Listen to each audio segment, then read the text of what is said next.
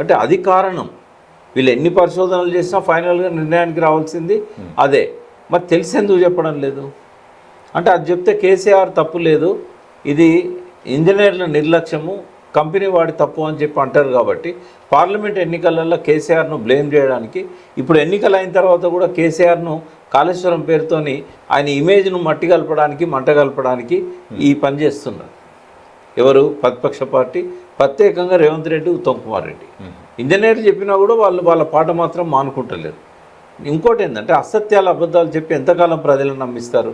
మేడిగడ్డ పని అయిపోయింది అన్నారు, ఇప్పుడు ప్రజలు చూస్తున్నారు మేడిగడ్డ బ్యారేజ్ లెవెల్ నుంచి నీళ్ళు పోతున్నాయి. మేడిగడ్డ పని అయిపోలే కదా. నాసిరకమైన నిర్మాణం అయితే మేడిగడ్డ ఇంకెందుకు ఉన్నది?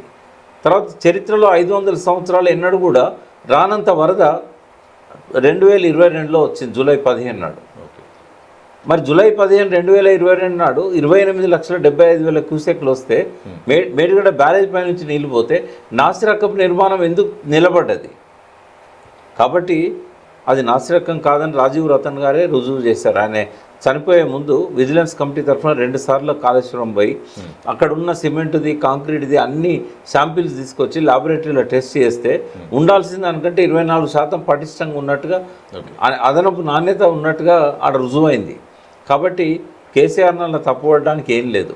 పదే అబద్ధాలు చెప్పడం వల్ల కేసీఆర్ని భ్రష్టు పట్టించాలని చూస్తున్నాడు ఉత్తమ్ కుమార్ రెడ్డి. నిన్న చెప్పిన అబద్ధాలు చెప్తాను. నిన్న ప్రెస్ మీట్లో ఏం చెప్పాడు ఆయన?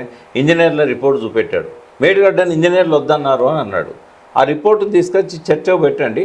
మేడిగడ్డను కట్టమని ఇంజనీర్లు అందులోనే రికమెండ్ చేసినట్టు చూపెడితే ఉత్తమ్ కుమార్ రెడ్డి రిజైన్ చేస్తాడా? లేదా నాకు అవగాహన లేదు మేడిగడ్డ మీద ఒప్పుకుంటాడా? ఒక భారీ నీటిపారుదల శాఖ మంత్రి, నాకు ఆయన అంటే చాలా గౌరవం, నా స్నేహితుడు.